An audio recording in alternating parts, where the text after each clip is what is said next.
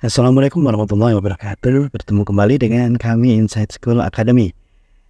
Semoga semua sehat-sehat selalu.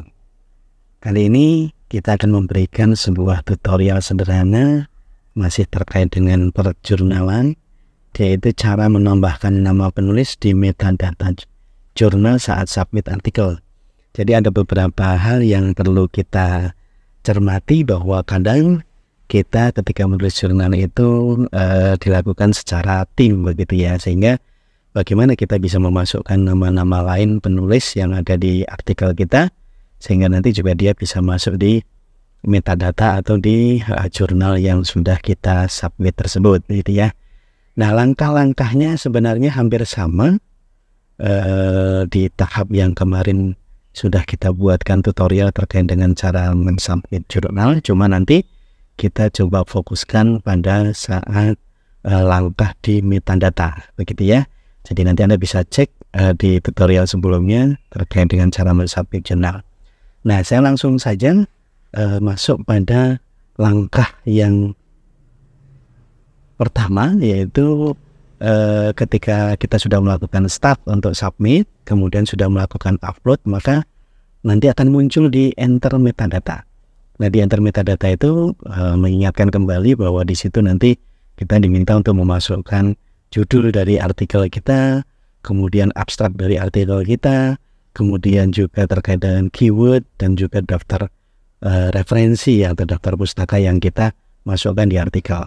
Nah, di sebelum langkah terakhir, seperti yang kemarin sudah kita sampaikan, di situ ada menu list of contributors. Nah, di situ nanti juga di sampingnya biasanya ada menu add contributors. Nah, disitulah kita bisa memasukkan siapa kira-kira anggota tim yang akan kita masukkan di situ. Kalau misalnya kita satu tim di artikel itu ada 3 orang, bisa kita masukkan semua. Atau misalnya ada 5 orang juga bisa kita masukkan. Atau kita pilih saja juga, terserah nanti kita siapa kira-kira yang kita masukkan ya.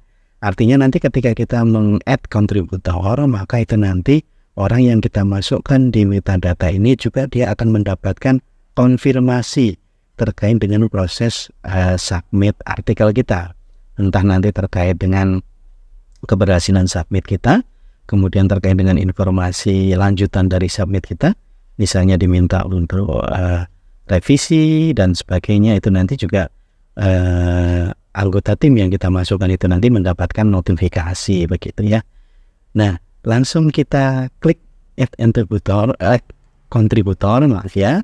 Kemudian nanti di situ akan muncul beberapa pilihan. Nah, jadi misalnya ketika nanti sudah kita masukkan siapa nama dari kontributor yang akan kita masukkan, biasanya kita isi saja given name-nya itu. Kemudian juga kita masukkan email biasanya. Kemudian juga kita masukkan country-nya.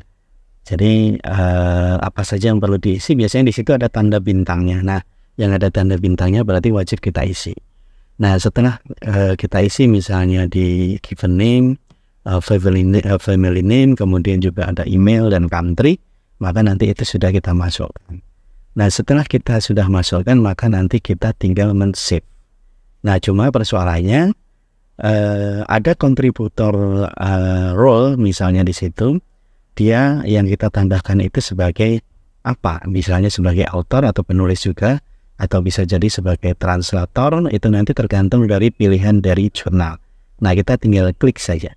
Atau misalnya orang yang kita masukkan itu ternyata dia yang diminta sebagai corresponding author, maka nanti di situ juga ada pilihan principal contact for editorial correspondence. Jadi di situ artinya orang tersebut dia sebagai corresponding author gitu ya.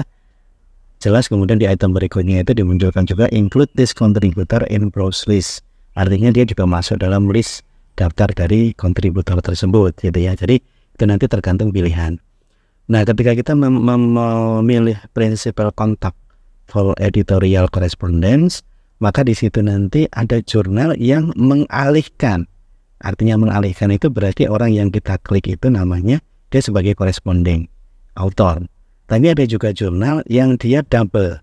Jadi misalnya kita klik tersebut, kita yang mensubmit juga sebagai corresponding author, kemudian orang yang kita klik, kita masukkan sebagai visible contact, itu juga dia sebagai corresponding author. Sehingga nanti terlihat ketika kita sudah simpan, maka akan muncul di situ. List contributor itu nanti keterangannya apa? Misalnya di di keterangannya dia primary contact, artinya dia juga sebagai corresponding author. Tapi kalau misalnya jurnal tersebut hanya mensyaratkan satu corresponding, maka biasanya yang diminta sebagai corresponding tadi yang kita centang itu yang dia akan masuk, meskipun kita yang mensubmit. Jadi misalnya kita hanya diminta untuk mensubmit saja, tetapi corresponding authornya adalah orang lain. Nah, maka orang lain tersebut yang kita klik sebagai corresponding author tadi, sehingga nanti di hasilnya di list contributors itu nanti juga akan muncul di situ. Nah, itu nanti sekali lagi tergantung dari jurnal masing-masing, apakah mereka akan menempatkan tersebut begitu ya, masing-masing dari corresponding tersebut.